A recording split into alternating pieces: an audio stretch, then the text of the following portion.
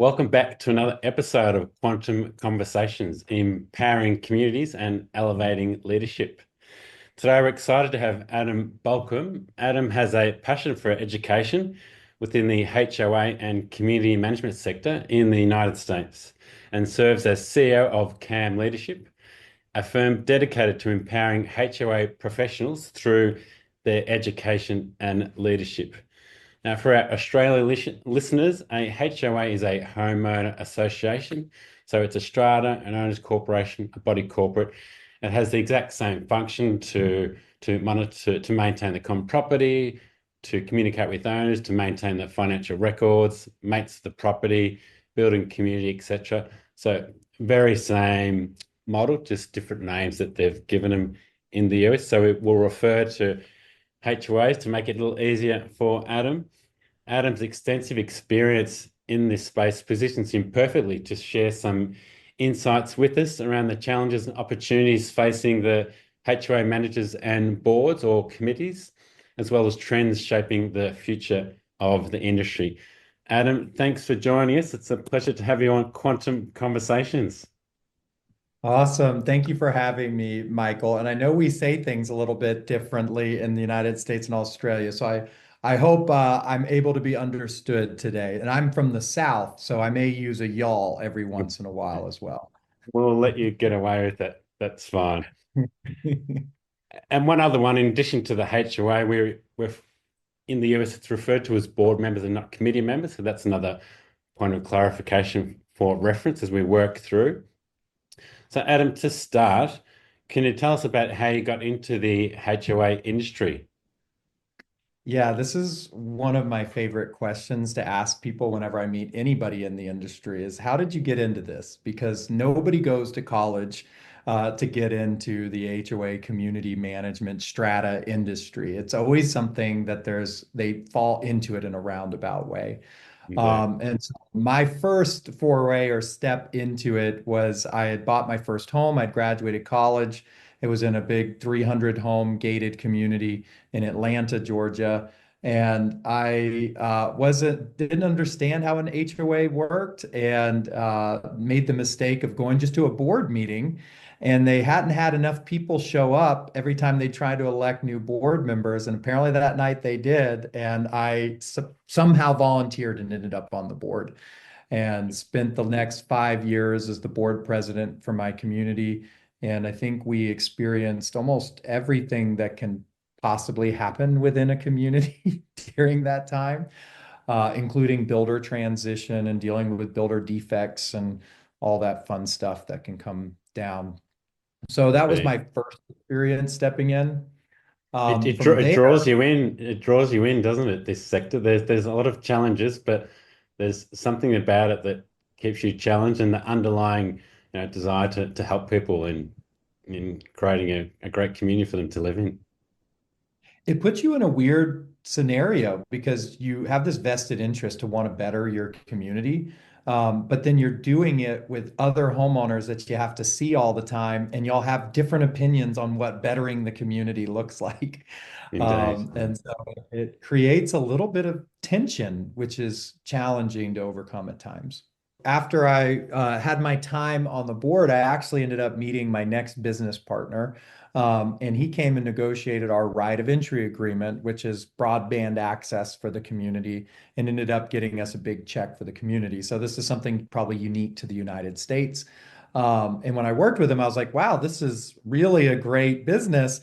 Why didn't I know about this as a board president? Why didn't my management company know about it? And he was like, it's been a hard thing to get out to the industry. So we partnered together and over the course of 5 years, spread that company all over the United States, getting cable money for access to communities. And what I loved about that experience is it helped me talk to hundreds of boards.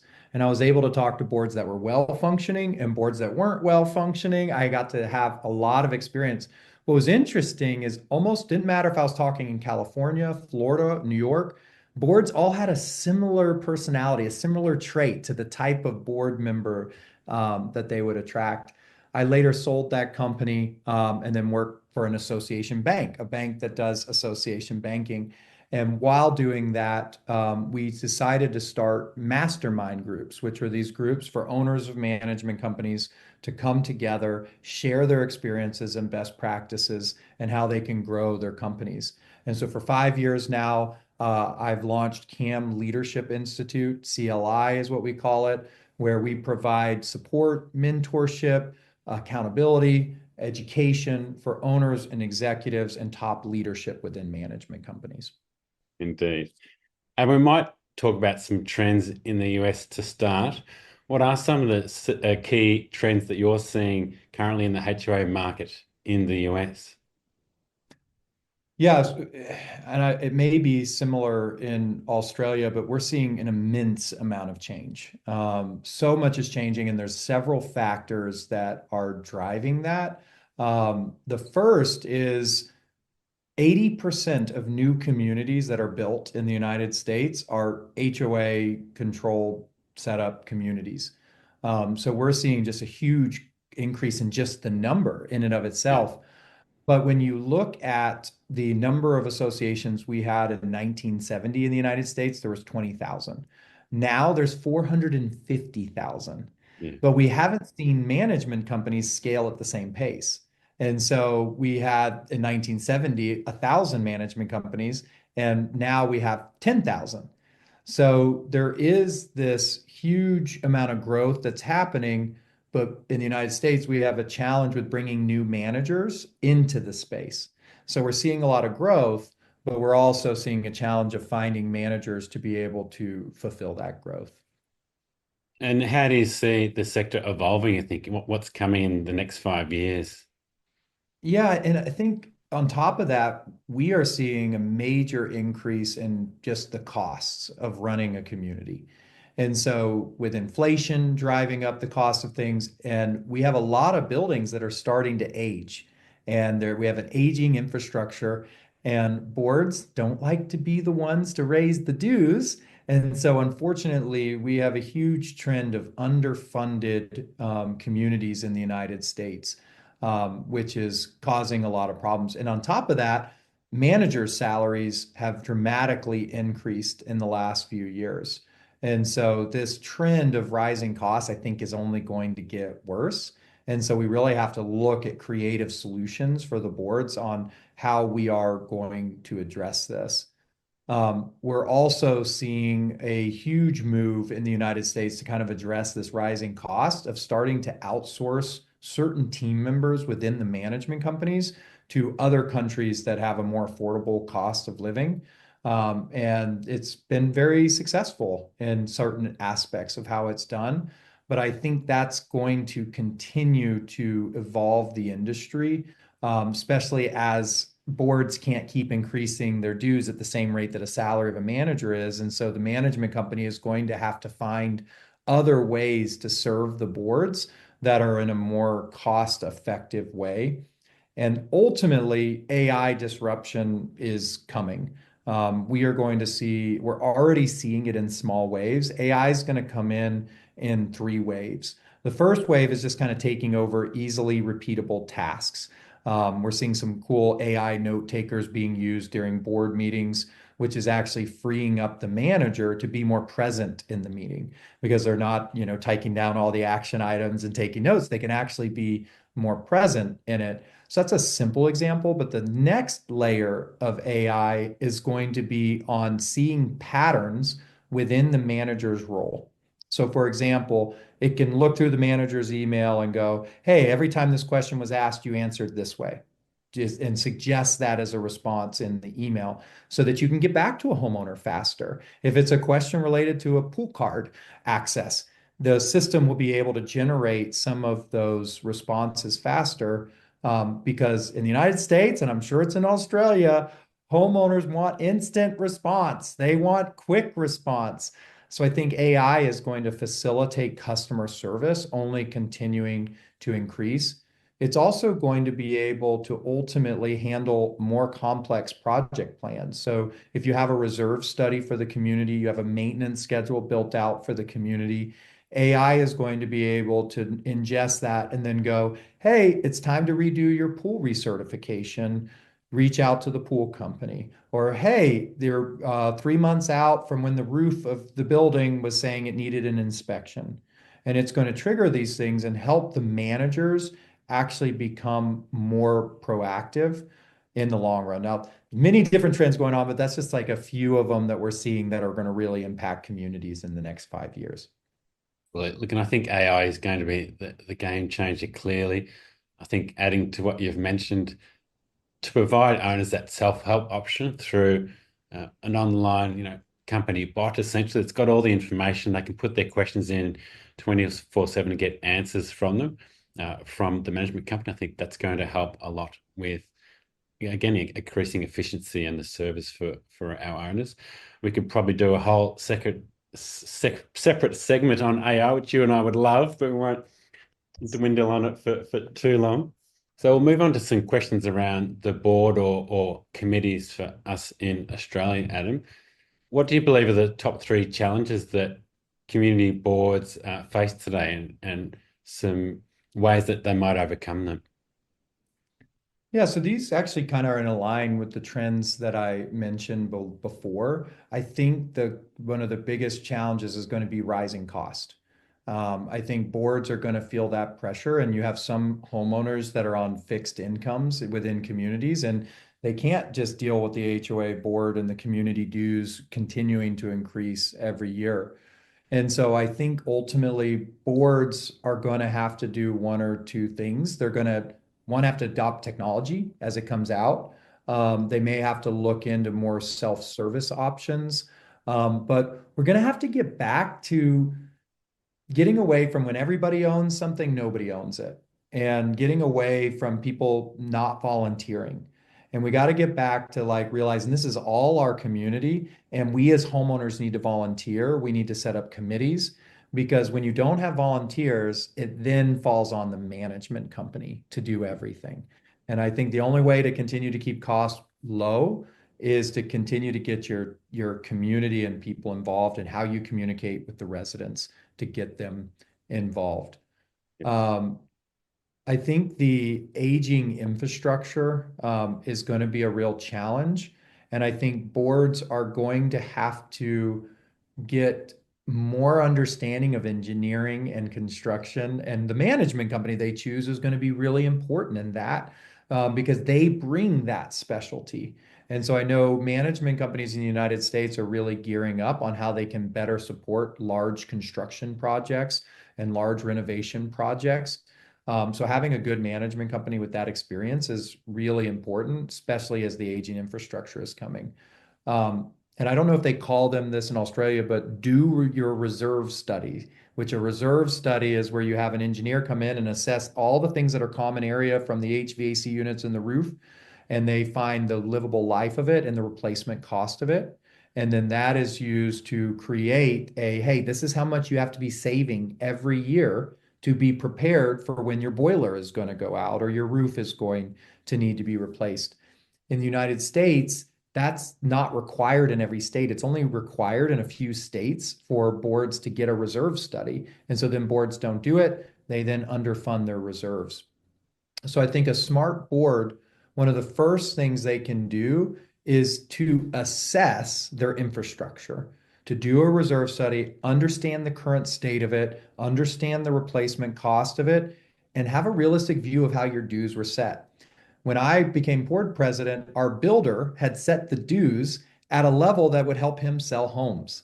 They were not set to the level that it actually took to maintain the community. And so the first thing I did is I was like, whoa, our dues are probably half of what they should be to maintain the community. And when I did the reserve, but I knew I had to provide the data to the residents on why we were going to have to do such a significant increase. And so the reserve study helped to be able to sell that to the residents, and I was able to easily pass it in the end. But the board had to do a lot of upfront work, and the management company had to support a lot of that upfront work to get the engineers on the property, to create the reserve study, and to build out a budget for what it actually takes to maintain the community. And then the last one that I think is probably the growing challenge and is we're starting to see a lot of increased legislation within the United States. We had a bill put out called the Corporate Transparency Act, where it is requiring everybody that owns a business in our company in our country to have to register the business owners with the government. And they applied this to HOAs, volunteer boards. And so we had volunteer boards that had to provide social security number, driver's license information to the government just to be on their board. Can you imagine? It's hard enough to get people to want to be Yeah. on boards, and now you have to provide all your personal information to the government. This has created so much chaos in in our country, and thankfully, it's been paused right before it was supposed to take effect. Thank God. That was But the thanks other to a thing, Texas judge, I understand, isn't yes, which is not surprising that it came out of Texas. it? But we do see also our states starting to put more legislation. And this is important for your boards to know because it can be different. That annoying homeowner that doesn't understand what it means to live in a community, sometimes they have legislators that are friends. And unfortunately, we've had a disgruntled homeowner that doesn't understand living in an HOA get in with legislators and they start to put laws and burdens on the board on response times and certain things, bills and things they couldn't charge, but they don't understand the impact of these decisions. So we have had to do a lot of fighting in the United States against legislation that doesn't understand how our industry works. Is that common in Australia as well? More legislation? It is. Government can perhaps at times have a knee-jerk reaction to some some small, sort of strong vocal groups in the community. So all of those challenges you've talked about are very similar. We have maintenance plan studies, the same as reserve studies. So from that perspective, and like we've spoken a lot and at conferences in the US as well, the challenges are very similar, not surprisingly. And that's why it's good to work together, and the solutions are going to largely end up being the same as well. So that's the great thing of networking with the people around the world, because we want to all, join our ideas together and be innovative in the way we can try and get on top of the challenges for our communities. Absolutely. It's pretty I just want wild to, how similar human nature is across the world. You know, we may yeah, have some cultural differences, but they really are consistent. indeed. I just wanted to come back to one of those points around the boards, and we're talking a lot about the difficulty and the complexity of running a HOA and sitting on the board, but equally want to promote people joining their board because that's helpful for all of our communities. What can you say to owners who are thinking about whether to step on the board, and how important that role is of the board and promoting their participation in a board? You know, in the end, if you're not part of the solution, you have to do what's dictated to you. Yeah. So my thing is like, if you're not going to volunteer and be a part of the solution, then you can't sit back and complain about the ones that do want to be a part of the solution. I think for the board members that are there, the more that you can cast vision about what type of community you want to live in, what like we want to have community. Like the great thing about the community I lived in is we had a lot of park space, we had a big clubhouse, we had a big community gym and pool. And so when I was board president, I really set vision of what I wanted our community to be and that we wanted to get back to knowing our neighbors and get on the road and go for walks and sit on our front porches. And so that was a vision I really cast. And when I did, people in the community felt and attached that. The other people who felt that wanted to be a part of doing that. And during my 5 years, we didn't have any problem. We had board elections where people were fighting to be on the board because we had so much engagement. And so I think the more that you can cast that vision and actually address the issues within the community, and the more that you can highlight the issues and how they affect people, I communicated a lot to our community. And we had huge attendance in our communities because we communicated a lot what we were doing and what we were going and how we were going to do it. And the people who disagreed came to the meetings too. And then I would say when they disagreed with me, I completely agree with what you're saying. Will you be on a committee to head that up, please, to be this figuring out the solution of that? Well, then they wouldn't come to a meeting again. Um, but casting vision, I think, can be really helpful for getting people on the boards instead of it always being a negative thing for why people get on the board. Look, we to address that from our perspective, because we find similar things, that the committees can be sort of zigzagging their way through their decision making, and committees or boards are changing each year, and that can be a little bit haphazard for the direction of the community. So a step that we took a number of years ago now was to offer a strategic planning process for the community. We reach out to the whole community through surveys, we run workshops, and the board will elect a strategic planning working group to really pull that information together and set up a draft plan they present and table at the annual general meeting. And I think that way, at least they're in their decision-making processes at board meetings, they've got a plan that's collective views and priorities from the community that live within the estate, and it's going to give them a lot more decision-making framework and less allow for people with certain personal agendas, and help mainly provide a lot of guidance to the board around the direction and help them with their decision making. I wish I had that when I was my board president. And there's a few things that I wish somebody would have told me when I became on my board. And one of them is no matter what, people aren't going to like what you do. You're never going to get consensus. And I wanted so badly for everybody to see that these decisions were the best for the community. And I wish I could go back and go, hey, do the work to gather the data, to make educated decisions, include everyone, but know in the end, there's always going to be a segment of the community that will always be upset.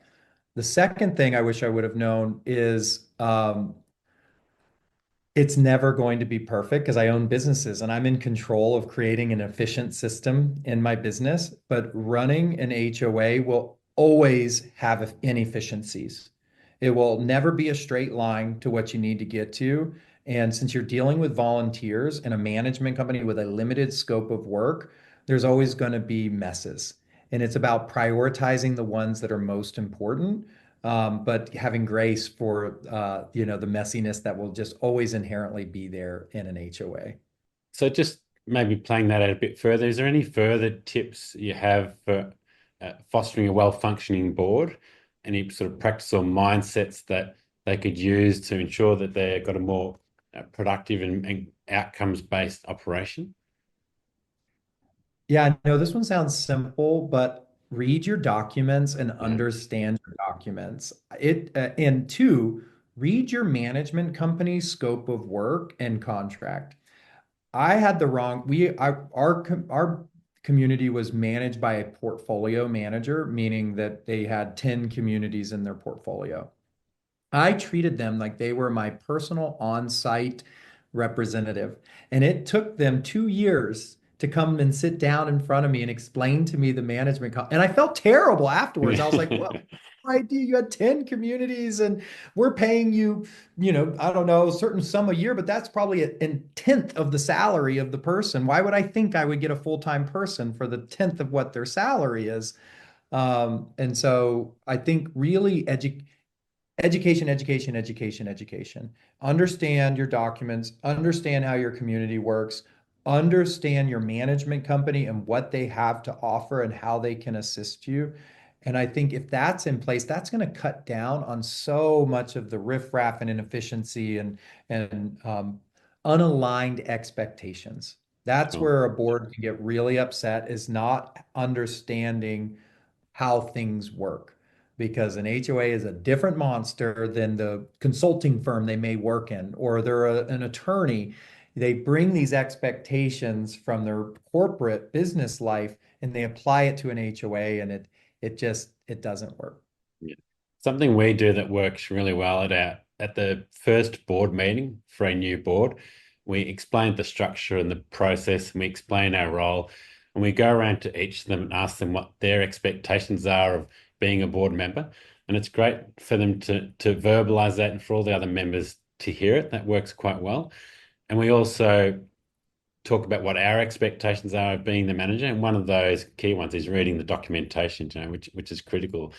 And that conversation, that first boarding, is really productive. And I recommend all boards and managers to sort of take that approach. It's a great way to get a real good understanding of who's in the room and what expectations are. And it's going to make the journey and the process a lot smoother and enjoyable for for all the board members. There's no doubt about that.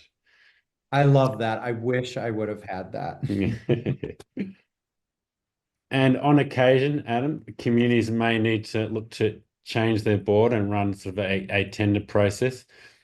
Perhaps in the US, in your experience, what are some challenges or some tips on how they might tackle that approach of running a tender for a new manager? So I think in the end, the what we see over and over is that a lot of times a board doesn't quit a management company, they quit the manager. And so getting the right fit manager for a community is really important. I would say probably the biggest dynamic is personality.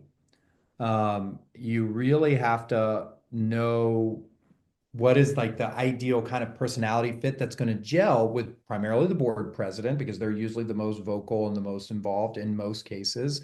So you really want to make sure there's a good fit between the board president or the core board members that are going to be interacting with them at most. As CLI, this was a big undertaking that we did is we wanted to identify what personality traits made the most successful managers.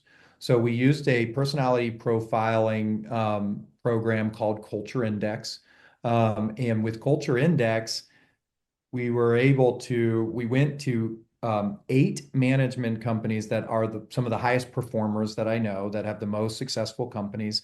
And I asked them to pick 2 of their best managers to take this personality profile. And through that, we were able to build a archetype of what the best type of manager. So here are some of the traits that came out of that assessment. So the ideal candidate for a community manager embodies a mix of these traits. First is independence. They need to be able to leave a meeting and without a lot of direction, go project manage and get a lot of things done. So you want to assess their ability to work without a ton of direction.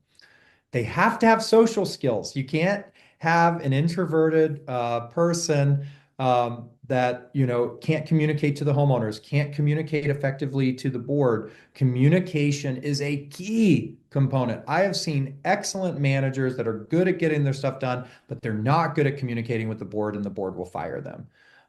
So communication, communication, communication.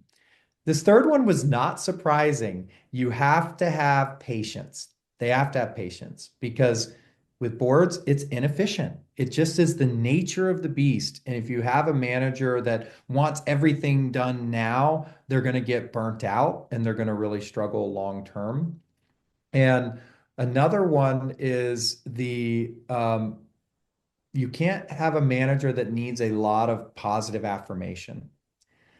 There's a lot of, unfortunately, homeowners only reach out when there's a problem. And sometimes the board only reaches out when there's a problem. So if you have a manager who needs to be affirmed a lot positively, they're not going to be happy with their job.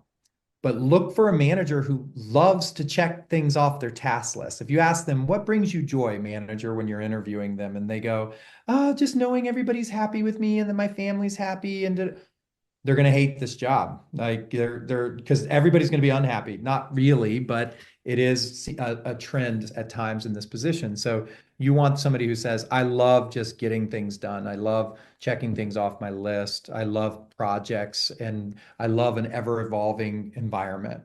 Um, Another big one is they need to be methodological and detail oriented. They need to be able to see and deal with the details. I knew a manager in the past, and I knew this manager wasn't going to work out long term because I worked with her on the broadbanding side. She did not have attention to detail.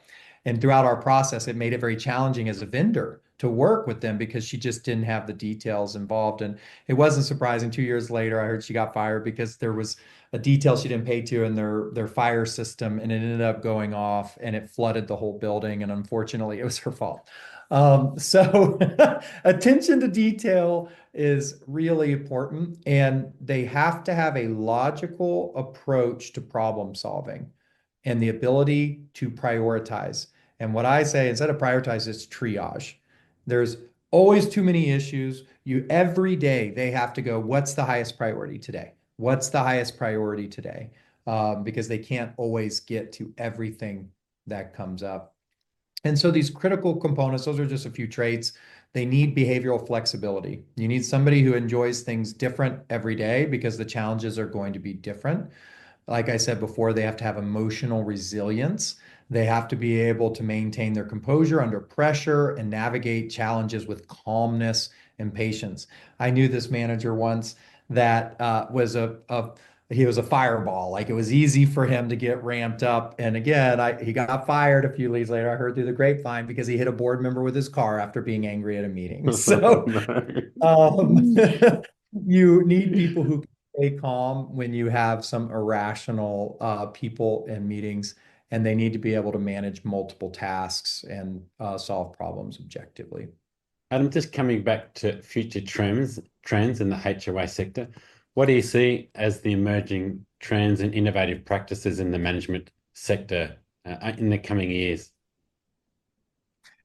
I'm really excited about what we're seeing with technology. AI is coming. It's not fully here yet, even though we're all annoyed. We keep hearing AI, AI, AI. But we will see it picking up a pace of how it's integrating into the manager's role and into the role of the management company. So first, we're going to see an evolution and shift in the manager's role, where the manager used to have to drive so many little details. AI is going to start putting first drafts of things that the board is able to do, and the board and the manager just has to edit it. So we're going to see managers working more towards reviewing work, handling exceptions.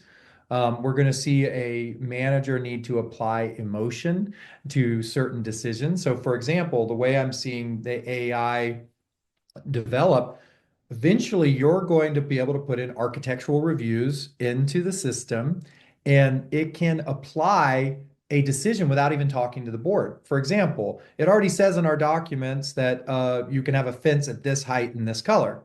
So if a homeowner submits their architectural review and they put it in and it fits all those criteria, it will be able to go ahead and make that decision for you.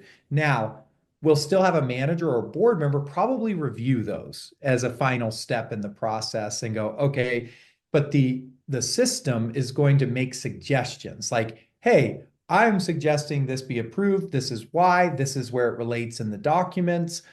Do you agree? If you say yes, then it will put it out and give the final decision.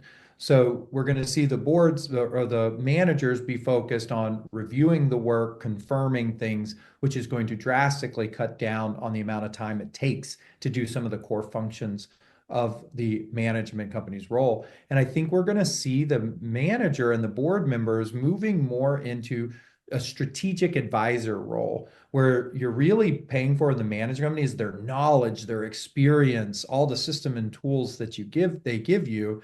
And so the manager is going to be able to actually spend more time with the boards, really get clear on the board's wants and visions, and be much more about creating community than just maintaining the community.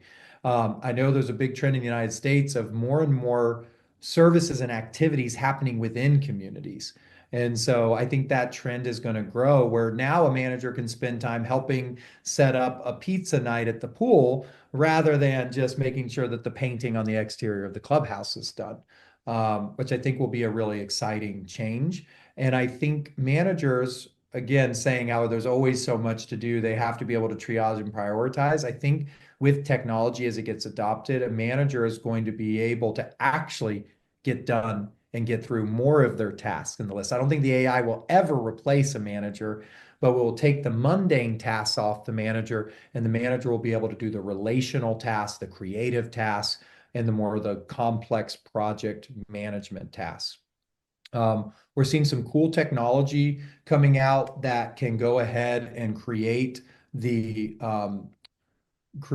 budget for the year. It can look at all the previous budgets. It can look at the reserve study, and it can make suggestions on what the future studies would be. And what's great about that is a manager can then come in and apply their experience to that, be much more creative solutions on the budget, but they're not spending the 8 hours creating the initial draft of it. Now, we're still a little bit of ways out from that, but I think some of these tools are going to make a manager free up to actually be a much better connection with the boards, connection with the homeowners, and do more creative tasks. Absolutely. That's great. Adam, before we wrap up, is there any insights or tips that you'd like to share that we haven't covered yet in this conversation? I already hit it before a little bit, but education really is key. And I love that you're putting out these videos because the biggest complaints I hear from management companies all over is that the boards don't fully understand what we're doing here and how we are serving them. So continue to push into education. And I think that also plays into technology. Know how to use technology, know how it's going to change things. ChatGPT is great. Put your documents in it and ask it to summarize it for you. There's some cool things that you can do to educate yourself in faster ways now with technology that's coming out. And I want to thank you for volunteering to be on your board. It is a thankless job. And you do a lot, and all you get is sometimes are complaints. So thank you for taking the time to be on your board and serve your community, even if you don't always get the recognition for it. Fantastic. Some great information and tips there, Adam. Thanks so much for your time and joining us on Quantum Conversations. Thank you for having me.